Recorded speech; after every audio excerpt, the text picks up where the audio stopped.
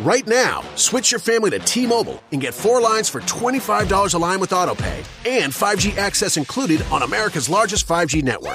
So don't wait. Get unlimited and nationwide 5G access for the whole family for just $25 a line. Visit a T-Mobile store or T-Mobile.com today. Plus taxes and fees. Customers may notice lower speeds and further reduction if using over 50 gigs a month due to data prioritization. Video at 480p. Unlimited while on our network. Qualifying credit and 4 plus lines required. Capable device required for 5G. Coverage not available in some areas. Some uses may require certain features. See T-Mobile.com. लीजिए सुनिए प्रेमचंद की लिखी कहानी भूत। वाचन समीर गोस्वामी का है। मुरादाबाद के पंडित सीतानाथ चौबे गत 30 वर्षों से वहां के वकीलों के नेता हैं। उनके पिता उन्हें बाल्यावस्था में ही छोड़कर परलोक सिधारे थे। घर में कोई संपत्ति न थी। माता ने बड़े बड़े कष्ट झेलकर उन्हें पाला और पढ़ाया। सबसे पहले वो कचहरी में 15 रुपये मासिक पर नौकर हुए। फिर वकालत की परीक्षा दी, पास हो गए।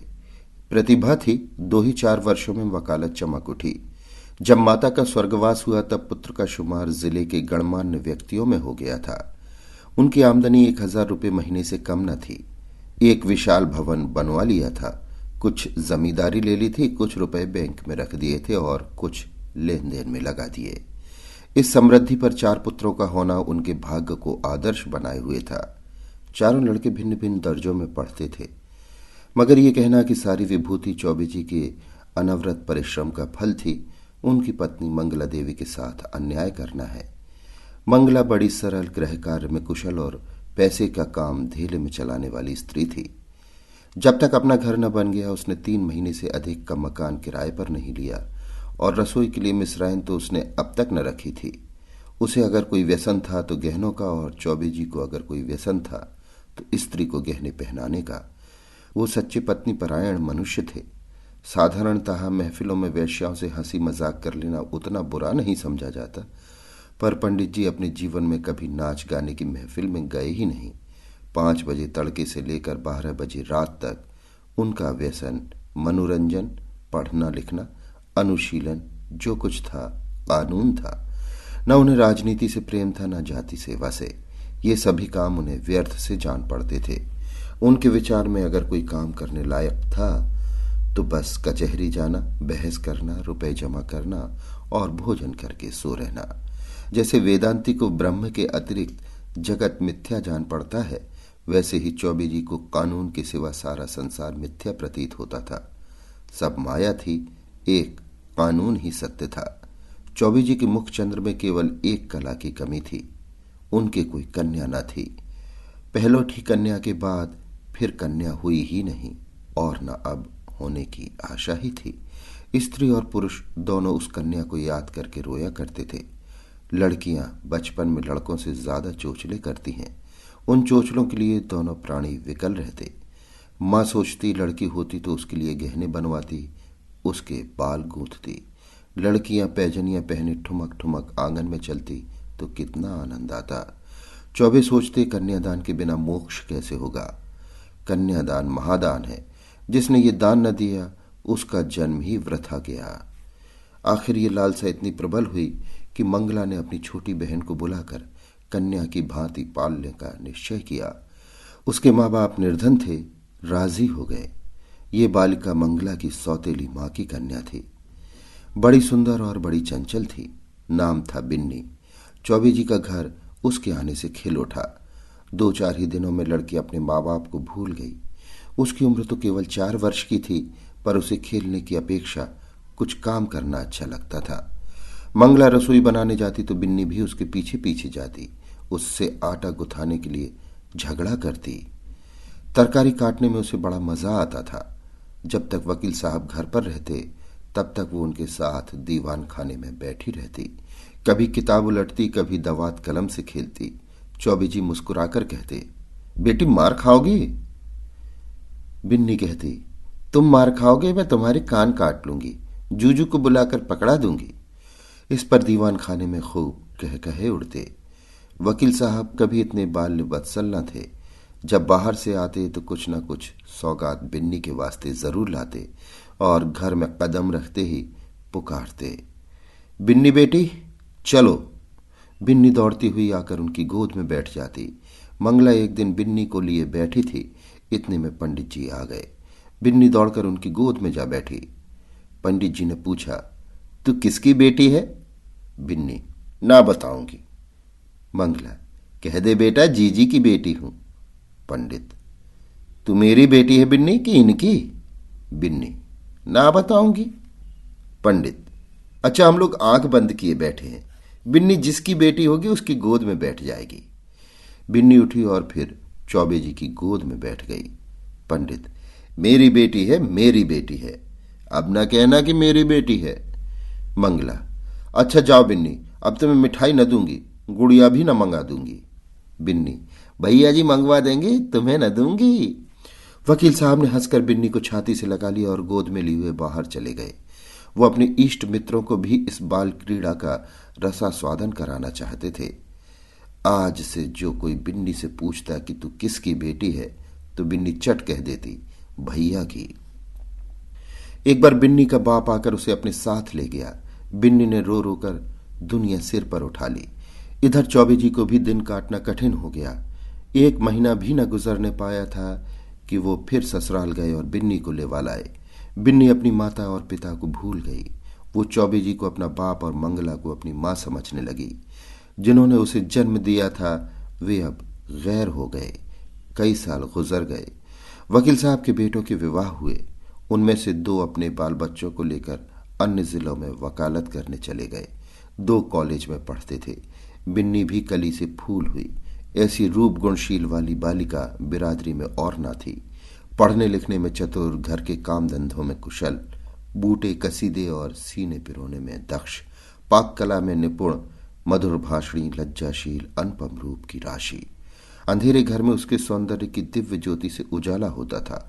उषा की लालिमा में, ज्योत्सना की मनोहर छटा में, खिले हुए गुलाब के ऊपर सूर्य की किरणों से चमकते हुए तुषार बिंदु में भी वो प्राणप्रद सुषमा और वो शोभा न थी।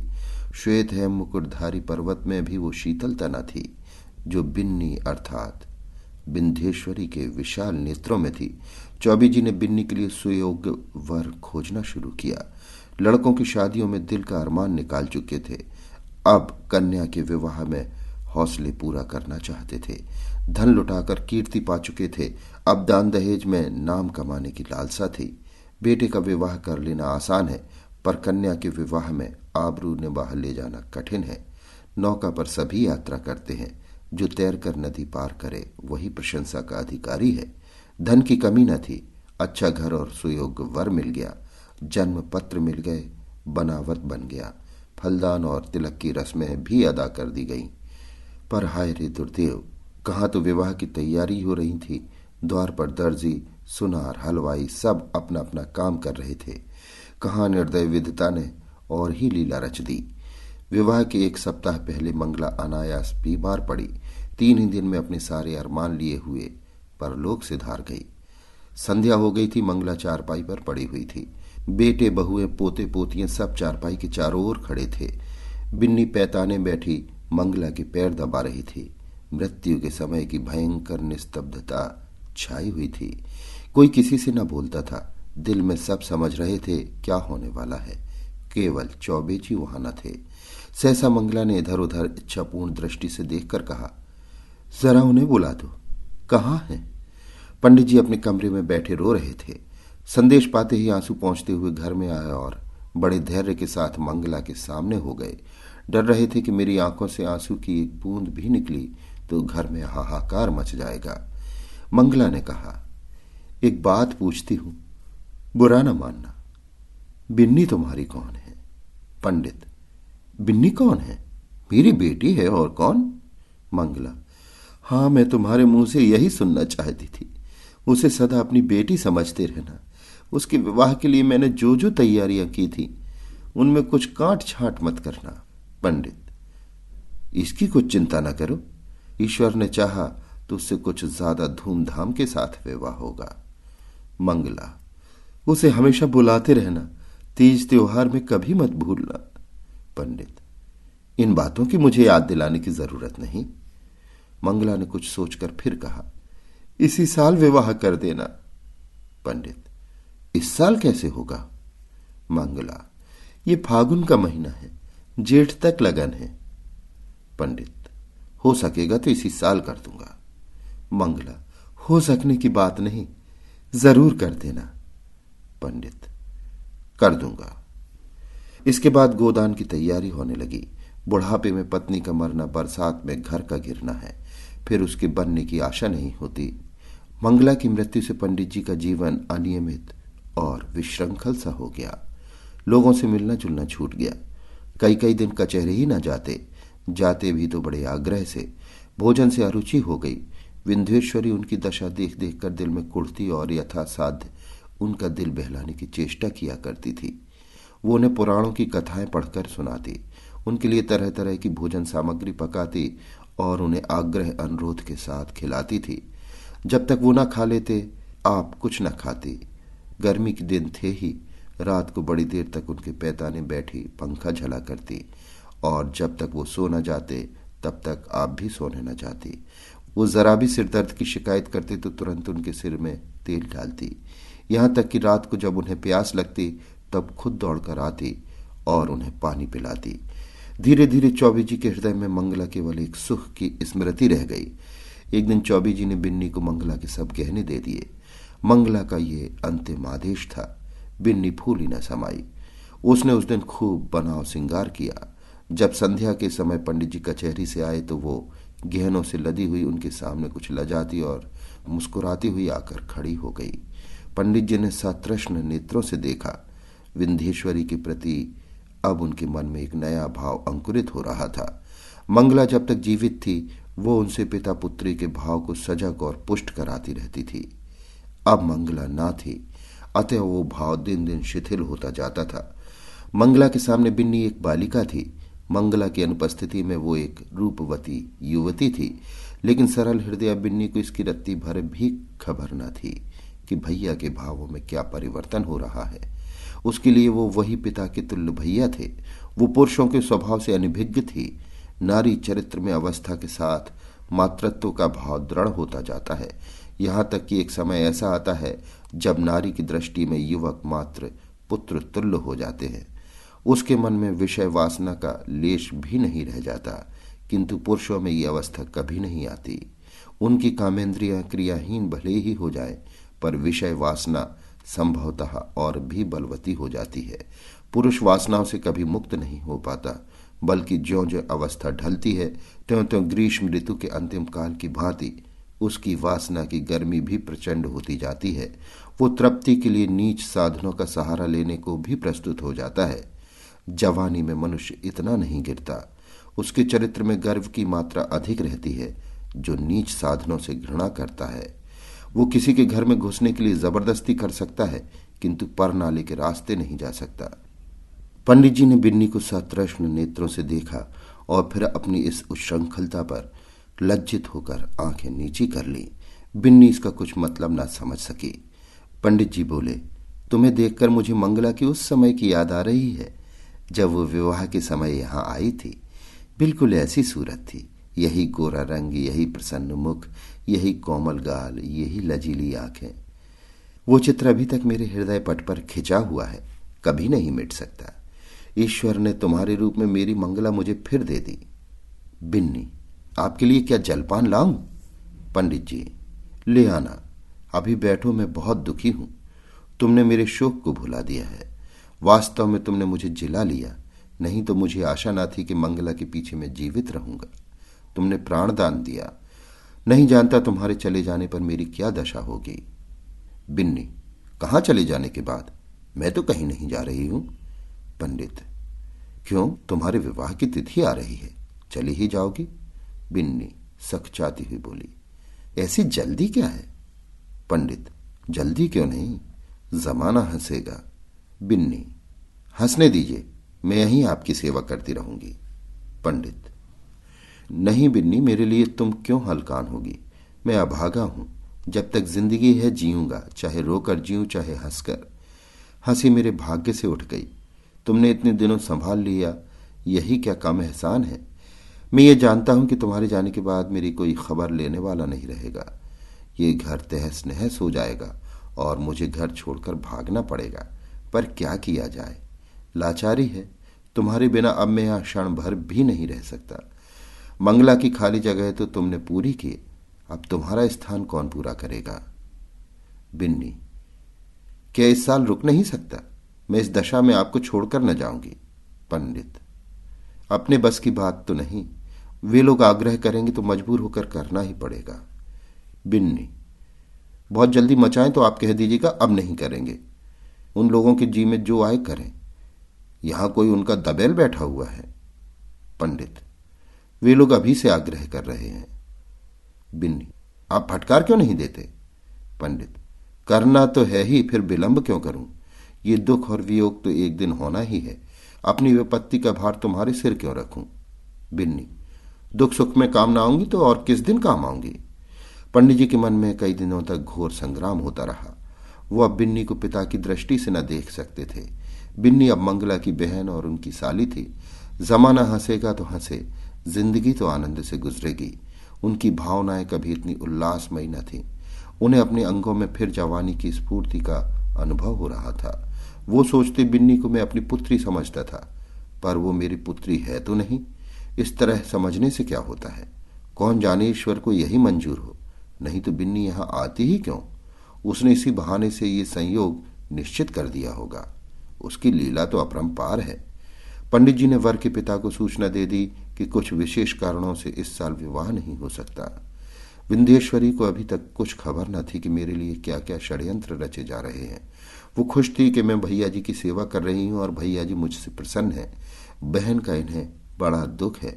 मैं न रहूंगी तो ये कहीं चले जाएंगे, कौन जाने साधु सन्यासी न हो जाए। घर में कैसे मन लगेगा? वो पंडित जी का मन बहलाने का निरंतर प्रयत्न करती रहती थी। उन्हें कभी मन मारे न बैठने देती। पंडित जी का मन अब कचहरी में न लगता था। घंटे 2 घंटे बैठकर चले आते थे। युवकों के प्रेम में विकलता होती है और वृद्धों के प्रेम में श्रद्धा। वे अपनी यौवन की कमी को खुशामद से, मीठी बातों से और हाजिर जवाबी से पूर्ण करना चाहते हैं। मंगला को मरे अभी 3 ही महीने गुजरे थे कि चौबे जी ससुराल पहुंचे। सास ने मुंह मांगी मुराद पाई। उसके 2 पुत्र थे, घर में कुछ पूंजी न थी। उनके पालन और शिक्षा के लिए कोई ठिकाना नजर न आता था। मंगला मर ही चुकी थी। लड़की का ज्यों ही विवाह हो जाएगा वो अपने घर की हो रहेगी, फिर चौबे से नाता ही टूट जाएगा। वो इसी चिंता में पड़ी हुई थी कि चौबे जी पहुंचे, मानो देवता स्वयं वरदान देने आए हों। जब चौबे जी भोजन करके लेटे तो सास ने कहा, भैया कहीं बातचीत हुई कि नहीं? पंडित, अम्मा मेरे विवाह की क्या बातचीत होगी? सास, क्यों भैया, अभी तुम्हारी उम्र ही क्या है? पंडित, करना भी चाहूं तो बदनामी के डर से नहीं कर सकता, फिर मुझे पूछता ही कौन है? सास, पूछने को हजारों हैं, दूर क्यों जाओ, अपने घर ही में लड़की बैठी है। सुना है तुमने मंगला के सब गहने बिन्नी को दे दिए हैं। कहीं और विवाह हुआ तो ये कई हजार की चीजें तुम्हारे हाथों से निकल जाएंगी। तुमसे अच्छा घर में कहां पाऊंगी? तुम उसे अंगीकार कर लो तो मैं तर जाऊं। अंधा क्या मांगे 2 आंखें। चौबे जी ने मानो विवश होकर सास की प्रार्थना स्वीकार कर ली। बिन्नी अपने गांव में कच्चे मकान में अपनी मां के पास बैठी हुई है। अब की चौबे जी ने उसकी सेवा के लिए एक लौंडी भी साथ कर दी है। विंध्येश्वरी के दोनों छोटे भाई विस्मित होकर उसके आभूषणों को देख रहे हैं। गांव की और कई स्त्रियां उसे देखने आई हुई हैं और उसके रूप लावण्य का विकास देखकर चकित हो रही हैं। ये वही बिन्नी है जो यहां मोटी फरिया पहने खेला करती थी। रंग रूप कैसा निखर आया है, सुख की देह है ना। जब भीड़ कम हुई, एकांत हुआ तो माता ने पूछा, तेरे भैया जी तो अच्छी तरह है ना बेटे? यहां आए थे तो बहुत दुखी थे। मंगला का शोक उन्हें खाए जाता है। संसार में ऐसे मर्द भी होते हैं जो स्त्री के लिए प्राण दे देते हैं। नहीं तो यहां स्त्री मरी और चट दूसरा ब्याह रचाया गया। मानो मनाते रहते हैं कि ये मरे तो नई नवेली बहू घर लाए। विंध्येश्वरी, उन्हें याद करके रोया करते हैं। चली आई हूं, न जाने कैसे होंगे। माता, मुझे तो डर लगता है कि तेरे ब्याह हो जाने पर कहीं घबराकर साधु फकीर न हो जाए। विंध्येश्वरी, मुझे भी तो यही डर लगता है, इसी से तो मैंने कह दिया कि अभी जल्दी क्या है। माता, जितने ही दिन उनकी सेवा करोगे उतना ही उनका स्नेह बढ़ेगा और तुम्हारे जाने से उतना ही दुख भी अधिक होगा। बेटी, सच तो यह है कि वो तुम्ही को देखकर जीते हैं। इधर तुम्हारी डोली उठी और उधर उनका घर सत्यानाश हुआ। मैं तुम्हारी जगह होती तो उन्हीं से ब्याह कर लेती।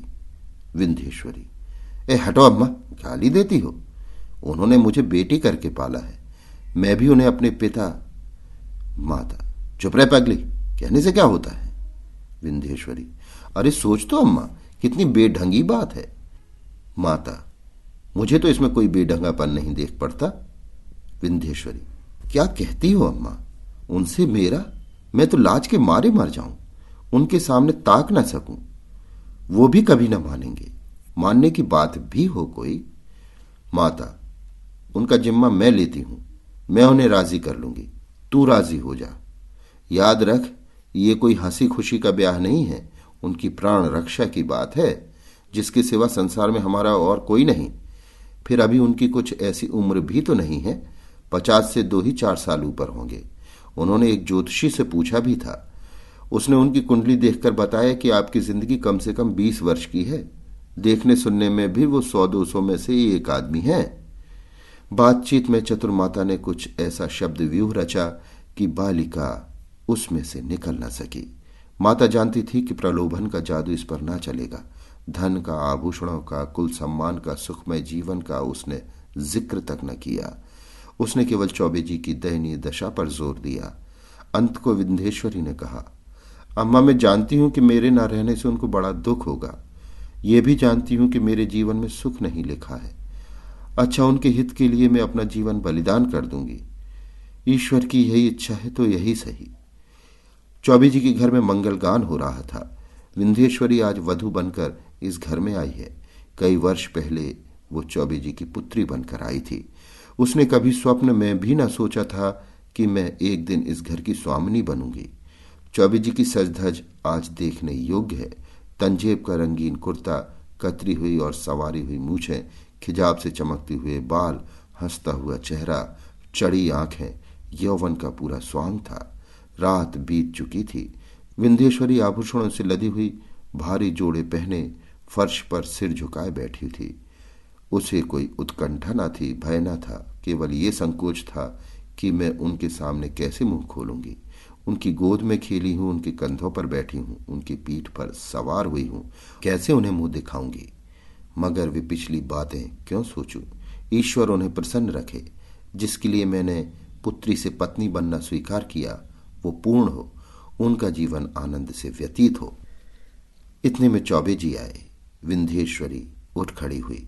उसे इतनी लज्जा आई कि जी चाहा कहीं भाग जाए, खिड़की से नीचे कूद पड़े।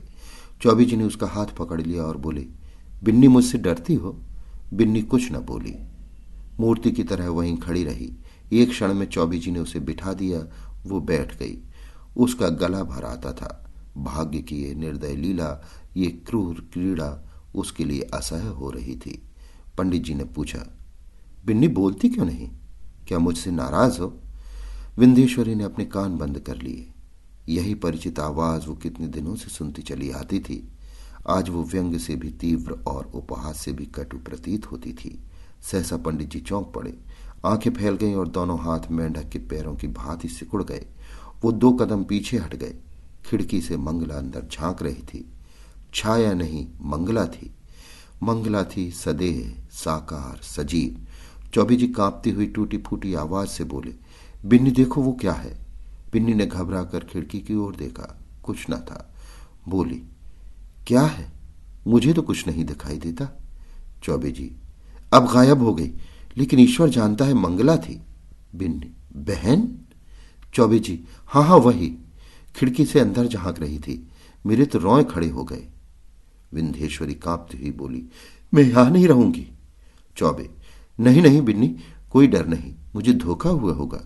बात यह है कि वो इस घर में रहती थी, यहीं सोती थी। इसी से कदाचित मेरी भावना ने उसकी मूर्ति लाकर खड़ी कर दी। कोई बात नहीं है। आज का दिन कितना मंगलमय है कि मेरी बिन्नी यथार्थ में मेरी ही हो गई। ये कहते कहते चौबे जी फिर चौंके। फिर वही मूर्ति खिड़की से झांक रही थी। मूर्ति नहीं, सदेह, सजीव, साकार, मंगला। अब कि उसकी आंखों में क्रोध ना था, तिरस्कार ना था, उनमें हास्य भरा हुआ था। मानो वो इस दृश्य पर हंस रही है, मानो उसके सामने कोई अभिनय हो रहा है। चौबे जी ने कांपते हुए कहा, बिन्नी फिर वही बात हुई, वो देखो मंगला खड़ी है। विंध्येश्वरी चीख कर उनके गले में चिमट गई। चौबे जी ने महावीर का नाम जपते हुए कहा, मैं किवाड़ बंद किए देता हूं। बिन्नी, मैं इस घर में नहीं रहूंगी। रोकर बोली, भैया जी तुमने बहन के अंतिम आदेश को नहीं माना, इसी से उनकी आत्मा दुखी हो रही है।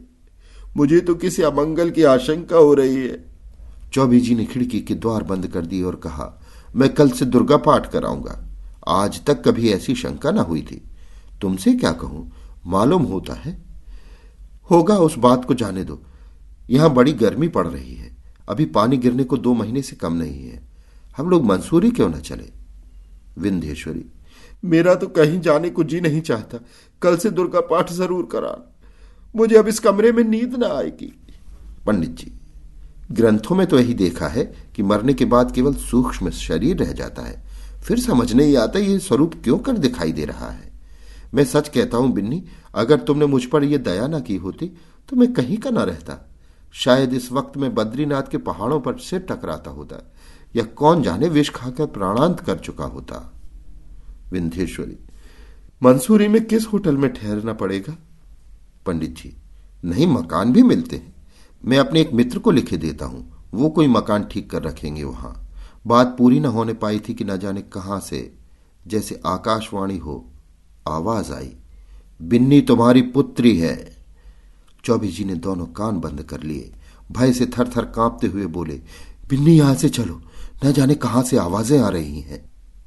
बिन्नी तुम्हारी पुत्री है, ये ध्वनि सहस्त्र कानों से पंडित जी को सुनाई पड़ने लगी, मानो इस कमरे की एक एक वस्तु से यही सदा आ रही है।